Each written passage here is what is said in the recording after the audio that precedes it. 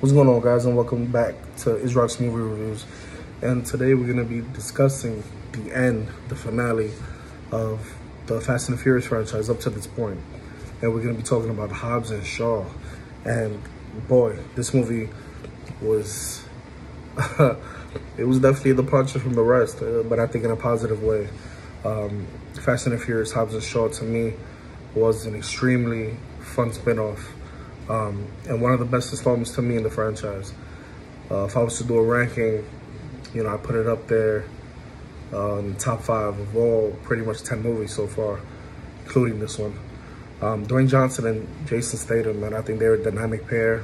I think they showed the chemistry back in pretty much Fast 6, Fast 7, and they're dynamic and they're perfect and have incredible chemistry as they did in the other films, making it consistently funny. Very funny throughout the runtime. Vanessa Kirby, who was a new addition to this franchise, also gives to me an incredible performance, as, you know, she's not only that sexy eye candy that you usually see in a movie like this. You know, you definitely need the female, right? But she actually kicks ass. She's really relatable, and, you know, she's actually one of the main characters in this film. And I love what, you know, David Leitch, the director of this film, definitely has set out to do for her. And you have Idris Elba, who normally doesn't really play a villain, but he played a villain in this, and he actually stood out. I think he was funny, especially with some of the lines they had, saying he was the Black Superman, and, you know, the way he has this motorcycle that only he manages to operate, and it's crazy. You know, the director in this, you can tell that he was going for that outlandish feel that the Fast and the Furious definitely has been used to, especially in the last 3 movies. You know, David Leitch's direction and action sequences are great in this, with the cinematography coming in as beautiful as ever. I love the colors in this film. The cameos are unexpected and fantastic. You have Kevin Hart here, who's not only a comedic genius, but he's the comedic relief in this film. And I thought, in the short time that he was in it, he was exceptional. Another unexpected cameo was the great Reynolds. He makes me laugh because he's just very funny, man. And you partner him up with The Rock, and you partner him up with Kevin Hart, that's just pure genius. I was dying the whole time those two were on the screen. Unfortunately, we don't get them together on screen. But when both of those guys had that short screen time that they had, they were hilarious. You know, this movie, to me, was great. You know, it's surprisingly self-aware and embraces how ridiculous the movie actually is, because it's too over the top. You know, it also manages to continue to build on the core theme of family, which the Fast and the Furious franchise is known for. And, you know, I guess this movie was basically a version of Mission Impossible Ghost Protocol and a Fast and the Furious movie. And to be honest, to me, what really got me in the movie, there's a couple of action set pieces that blow me away, you know, from the beginning of the movie to the end of the movie. And you know, I don't want to really, you know, blow it away for you, but I know you guys definitely seen the trailer, at least if you haven't seen the film.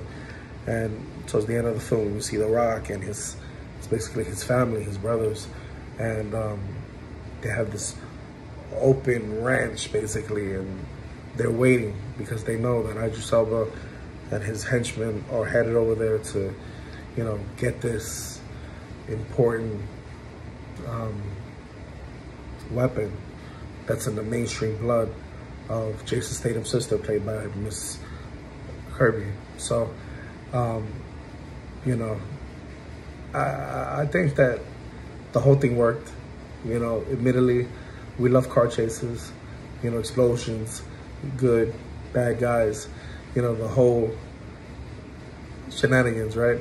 And it's funny towards the ending, you know, it's kind of like a cowboy Indian thing. They took us and they reinvented what we see in Hobbs and Shaw. You know, we don't get to see them in this light in the other films. And I'm happy that they actually diverted out of the Fast and the Furious franchise for the most part, although it's the same universe. And they give us this. You know, I loved it. You know, this movie definitely surprised me.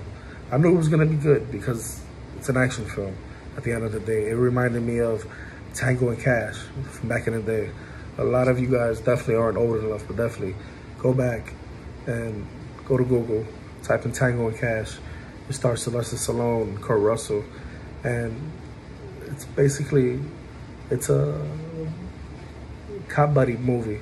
And even though these guys aren't really cops in the film, but it does have that same kind of plot. It's almost very similar. It's actually seen in this movie that they actually have in Tango and Cash as well. It's funny now that I think about it. And let's not forget, let's give love to Roman Reigns, who it was really good to see him in this film. Take on a role right next to The Rock, you know, his family. And what amazed me with this movie was that it combined Fast and the Furious with more of a spy-related theme. You know, like I mentioned before, such as Mission Impossible, and even 007 in a very slight way.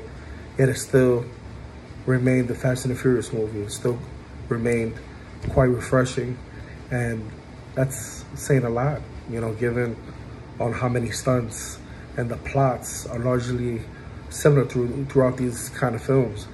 And you know, when it comes to that in conclusion, lots of the stunts in this movie are both practical, and I'm gonna say definitely have CGI, but to me a lot of it looked practical.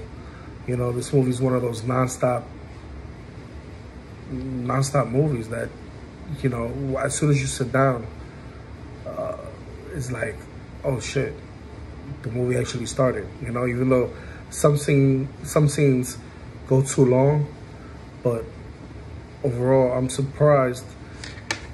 I was surprised between the large gap between the scores. Even though this has a great score, it looks like the core fans might have been disappointed with this movie because they don't really acknowledge or mention the other films in this, but that was the whole point. They wanted to venture out. But, you know, I understand their point as well, because the title of the movie does say Fast and the Furious presents Hobbs and Shaw, and not Hobbs and Shaw present the Fast and the Furious. So of course the style is different. And in this movie, they're not drivers, really. You know, even though, you know, Jason Statham could definitely take the wheel. But they're action men, you know? They're not your overcomplicated, often going wrong thieves. You know, one is kind of a bulldozer in The Rock, and the other one is like this let-it-go kind of guy, let's kick ass. And that's what this movie gives you. You know what you get, and that's what I liked about the movie. It's good to say that there's going to be 2 more Fast and the Furious movies after this one. Not spin-offs, but actual Fast and the Furious movies, as they're going to, I think, end the series with Fast X, which is going to be the 10th movie in the Fast and the Furious franchise, and 11 on whatever they decide to call that. So, you know, at some point, it's going to be a huge mess with these films. It's going to be too much after a while, especially when, you know, these movies don't have logic, and they might be getting a little too long in the tooth. But I'm happy they're coming to an end, and hopefully they, with the addition of Jason Momoa that's coming to the next film, I hope we're not surprised or disappointed in any way. I hope we are surprised in a great way, and let's see something that we haven't seen. You know what I mean? Let's see a Fast and Furious movie that doesn't disappoint at all. Let's see something in the lines of Fast 5, Fast 6, you know, something that's gonna entertain us and actually carry out. But instead, you know, I wanna see, you know, Vin Diesel, you know, go at it with his white shirt and his cross, even though it's my style of a cross. But I'm hoping to watch another great one in the near future. And if you're gonna do a spin-off, I think this one definitely led to a well-done movie. So I give this movie 8.5 out of 10. And if you like this review, hit that like button, hit that notification bell. And in the future, look forward to seeing you in the next one. Peace.